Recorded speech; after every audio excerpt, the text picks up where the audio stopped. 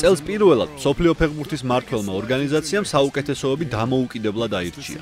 აქამდე წლის ფეხბურთელს FIFA და ავტორიტეტული სპორტული გამოცემა France Football ერთობლივად აუდენდნენ. ციურიხში გამართულ შოუში ბევრმა ცნობილმა ადამიანმა მიიღო მონაწილეობა. თუმცა შვეიცარიაში ვერ ნახავდით ბარსელონას წარმომადგენლებს.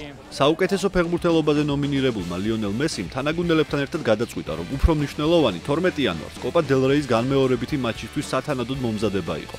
ასე რომ დაჯილდოებამ კატალონიელი სუპერვარსკვლავების გარეშე ჩაიარა. არადა ბარსელონელები მრავლად მოხვდნენ 2016 წლის სიმბოლურ ნაკრებშიც. საუკეთესო მეკარედ მანუელ ნოიერი მიიჩნიეს. დაცვა დანი ალვეშმა, ხერარდ პიკემ, სერხიო რამოსმა და მარსელომ დააკომპლექტეს.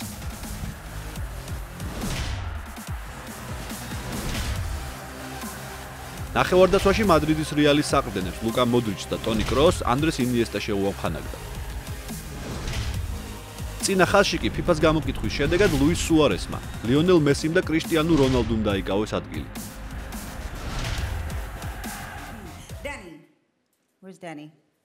საღამოს წამყვანმა ევა ლონგორიამ შანსი ხელიდან არ გაუშვა და საუკეთესო ფეხბურთელებთან სელფიც გადაიღო. თუმცა ალბათ როცა ფოტოს ნახავს, მაშინაც ვერ იცნობს დანი ალვეშს, რომელსაც ისეთი პიჯაკი ეცვა, ტონი პარკერის ექს-მეუღლეს დაჯილდოებაზე შემოპარული ეგონა. 2016 წლის საუკეთესო ქალი მწვრთნელის ნომინაციაში სილვია ნეიდმა გაიმარჯვა, რომელმაც რიოს ოლიმპიადაზე გერმანიის ნაკრებთან ერთად ოქროს მედალი მოიპოვა. საუკეთესო ქალ ფეხბურთელად ლეგენდარულმა გაბრიელ ომარ ბატისტუტამ ამერიკის ნაკრების და ჰიუსტონ დეშის ლიდერი კარლი ლოიდი დაასახელა, რომელმაც გერმანელ მელანი ბერინგერს და პრიზზე მე-12 წარდგენილ ბრაზილიელ მარტას აჯობა. FIFA-ს ხელმძღვანელებს არც ფუტზალი დაუწყებიათ. ანდრეი შევჩენკომ მრავალწლიანი ბრწყინვალე კარიერისთვის სპეციალური პრიზი მინიფეხბურთის ბრაზილიელ ლეგენდას, ფალკაოს გადასცა.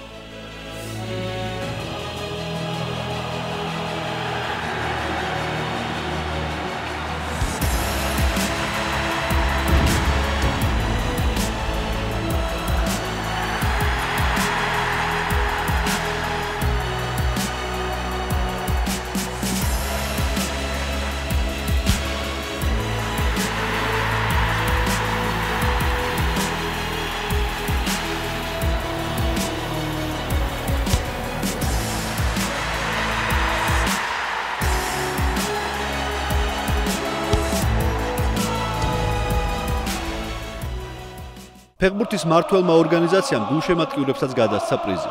ლივერპულისა და დორტმუნდის ბორუსიას კომაგებმა ერთობლივად შესრულებული სიმღერისთვის მიიღეს ჯილდო.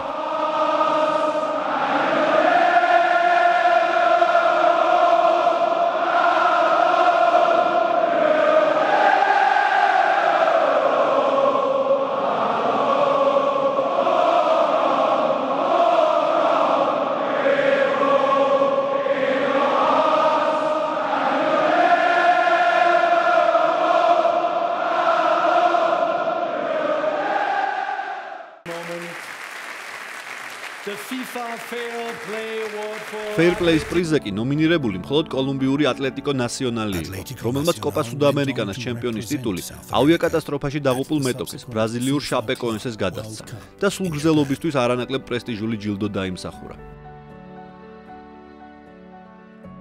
Atlético Nacional is connected forever with Chapecoense. 2016 წლის საუკეთესო გოლი კი FIFA-ს ვებგვერდის საშუალებით გულშემატკივარმა გამოავლინა.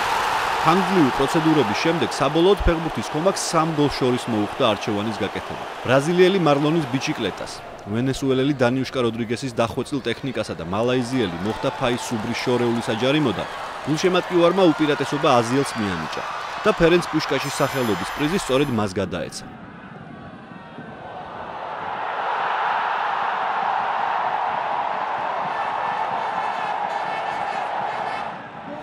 წლის საუკეთესო მწვრთნელობაზე პრეტენზიას 3 კანდიდატი აცხადებდა.